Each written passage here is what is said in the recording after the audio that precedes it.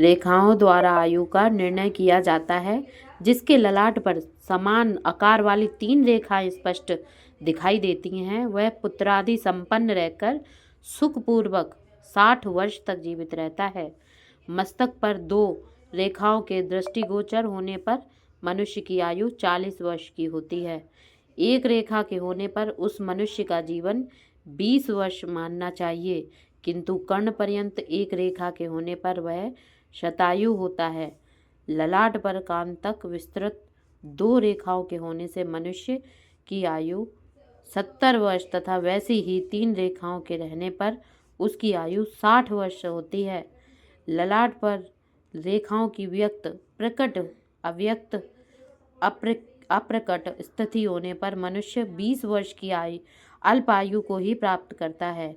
रेखा विहीन ललाट के होने पर मनुष्य 40 वर्ष तक जीवित रहता है।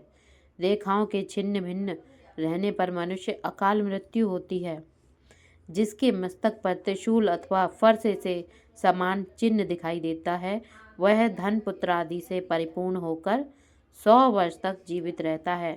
हे रुद्र, तर्जनी और मध्यमा उंगली के मध्यम भाग तक आयु रेखा के पहुँचने पर मनुष्य शतायु होता है।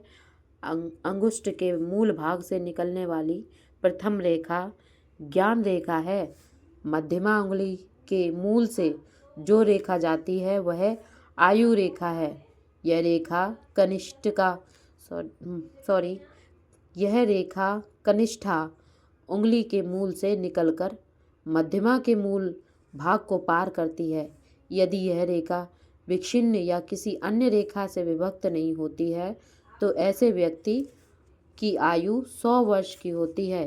हे रुद्र, जिसके हाथ में यह आयु रेखा स्पष्ट दिखाई देती है उसकी आयु 100 वर्ष अवश्य होती है, इसमें संदेह नहीं।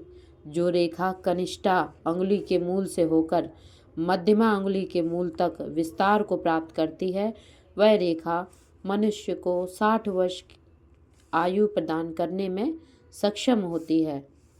स्त्रियों के शुभाशुभ लक्षण। श्रीहरि ने कहा, जिस कन्या के केश घुंघराले, मुख मंडलाकार अर्थात गोल एवं नाभि दक्षिणावर्त होती है, वह कुल की वृद्धि करने वाली होती है। जो स्वर्ण सदृश आभा वाली होती है, जिसके हाथ लाल कमल के समान सुंदर होते हैं, वह हजारों स्त्रियों में अद्वितीय तथा पतिव्रता होती है। जो कन्या वक्र केशों वाली और गोल नेत्र वाली होती है, वह निश्चित ही दुख भोगने वाली होती है तथा उसका पति शीघ्र ही मर जाता है। पूर्ण चंद्र के सदृश मुखमंडल से सुशोभित, बाल सूर्य के समान लाल लाल कांति वाली, विशाल नेत्रों से युक्त, बिंबा फल की भांति ओष्ठ वाली कन्या चिरकाल तक सुख का उपभोग करती है। हस्ततल में बहुत सी रेखाओं के होने पर कष्ट तथा अल्प रेखाओं के होने पर वह धनहीनता का दुख भोगती है। हाथ में रक्तवर्ण की रेखाओं के होने से वह सुखी जीवन व्यतीत करती है, किंतु कृष्ण वर्ण की रेखाओं के होने पर वह दास्य वृत्ति वाली दूती का जीवन व्यतीत करती है। अच्छी स्त्री वह है जो पति के कार्यों में मंत्री के समान परामर्श देने वाली होती है, सहयोग में मित्र के समान बर्ताव करती है, स्नेह के व्यवहार में भार्या तथा माता तथा शयन काल में वैश्या के समान सुख प्रदान करती है। जिस कन्या के हाथ में अंकुश, कुंडल और चक्र के चिन्ह विद्यमान रहते हैं, वह पुत्र से संपन्न होती है और राजा को पति के रूप में वर्ण करती है। जिस स्त्री के दोनों पार्श्व और स्तन प्रदेश रोम समन्वित होते हैं तथा अधरोष्ठ भाग ऊंचा उठा हुआ होता है, वह निश्चित ही शीघ्र पति का नाश करने वाली होती है। जिसके हाथ में प्राकार और तोरण की रेखाएं दिखाई देती हैं, वह दास कुल में भी उत्पन्न होकर रानी के पद को प्राप्त करती है। जिस कन्या की नाभि ऊपर की ओर उठी है, मंडलाकार एवं कपिल वर्ण की रोमावलियों से आवृत होती है, रहती है वह कन्या राजकुल में उत्पन्न होकर दासी की वृत्ति से जीवन यापन करती है। जिस स्त्री के चलने पर दोनों पैर की अनामिका तथा अंगुष्ठ पृथ्वी तल का स्पर्श नहीं करती, वह शीघ्र ही पति का नाश करती है तथा स्वयं स्वेच्छाचार पूर्वक जीवन बिताने वाली होती है। जिस स्त्री के चलने से पृथ्वी में कंपन उठता है, वह शीघ्र ही पति का नाश करके स्वेच्छाचारिणी बन जाती है। सुंदर मनोहर नेत्रों के होने से स्त्री सौभाग्यशालिनी, उज्ज्वल चमकते हुए दांतों के होने पर उत्तम भोजन प्राप्त करने वाली, शरीर की त्वचा सुंदर एवं कोमल होने से उत्तम प्रकार की शैया तथा कोमल स्निग्ध चरणों के होने पर वह श्रेष्ठ वाहन का सुख प्राप्त करती है। चिकने व ऊंचे उठे हुए ताम्रवर्ण के समान लाल लाल नखों से युक्त मत्स्य, अंकुश, पद्म, चक्र तथा लांगल चिन्ह से सुशोभित एवं पसीने से रहित कोमल तल वाले स्त्री के चरण सौभाग्यशाली होते हैं। सुंदर रोम विहीन जंघा, गजशुंड के सदृश उरु, पीपल पत्र के समान विशाल उत्तम गुहे भाग, दक्षिणावर्त गंभीर नाभि, रोम रहित त्रिवली और हृदय पर सुशोभित रोम रहित स्तन प्रदेश, ये उत्तम स्त्री के शुभ लक्षण हैं। स्त्री एवं पुरुषों के शुभाशुभ लक्षण। श्री हरि ने कहा, अब मैं सामुद्रिक शास्त्र में कहे गए स्त्री और पुरुष के शुभाशुभ लक्षणों का वर्णन करता हूँ, जिन्हें जान लेने से भूत तथा भविष्य का ज्ञान हो जाता है।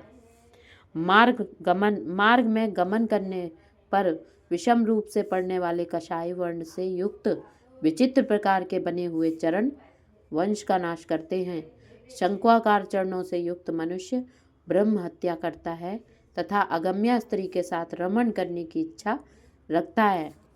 विरल रोम भाग युक्त जंघा तथा हाथी के सूंड के समान सुंदर उरु भागों वाले अंग राजा के शरीर में सुशोभित होते हैं। दरिद्र की जंघाएं सियार की जंघाओं के समान होती हैं। कुंचित केश राशि वाले मनुष्य की मृत्यु विदेश में होती है। मांस रहित जानु प्रदेश वाला व्यक्ति सौभाग्यशाली होता है।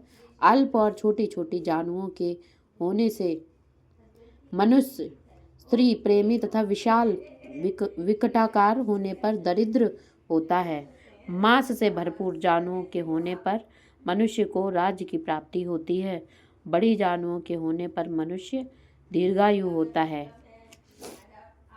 मांसल स्फिक प्रदेश वाला व्यक्ति सुखी तथा सिंह के समान स्फिक होने पर वह राजपुरुष माना गया है। इसी प्रकार सिंह के सदृश कटि प्रदेश के होने पर वह राजा होता है, किंतु कपि के समान कटि भाग वाला व्यक्ति निर्धन होता है। समान कक्ष प्रदेश वाले अत्यधिक भोग विलासी होते हैं। निम्न कक्षाओं वाले धनहीन तथा उन्नत एवं विषम कक्षाओं वाले कुटिल होते हैं। मत्स्य के समान उदर वाले प्रचुर धनवान होते हैं। विस्तीर्ण नाभि प्रदेश से सुशोभित जन सुखी एवं अत्यधिक गहरी नाभि के होने पर कष्ट भोगने वाले होते हैं। त्रिवली के मध्य भाग में नाभि के अवस्थित होने पर प्राणी शूल रोग से ग्रसित होता है। वामावर्त नाभि के होने पर शक्ति संपन्न और दक्षिणावर्त होने पर मेधावी होते हैं। पार्श्व देश में नाभि के विस्तृत होने से मनुष्य चिरंजीवी, उन्नत होने पर ऐश्वर्यशाली, अधोमुख होने पर गौधन से संपन्न एवं पद्म कर्णिका के सदृश सुंदर होने पर वे राजतत्व को प्राप्त करते हैं। उदर भाग पर एक वल के रहने पर मनुष्य शतायु होता है। दो वलियों के होने से ऐश्वर्य का भोग करने वाला तथा त्रिवलियों के होने पर राजा या आचार्य की पदवी को प्राप्त करता है। सरल वलियों वाला मनुष्य सुखी होता है। वक्रवली वाला व्यक्ति अगम्यगामी होता है। जिसके दोनों पार्श्व भाग मांसल होते हैं वह राजा होता है। मृदु, कोमल, सुंदर और समभाग की दूरियों पर अवस्थित दक्षिणावर्तीय रोम राशियों से सुशोभित व्यक्ति भी राजा होता है। ये तो श्री विष्णु जी ने लक्षण बताए थे गरुड़ पुराण में उनको, महादेव जी को। तो एक लक्षण है, बाकी हम जैसा भी कर्म करते हैं वैसा हमें फल मिलता है।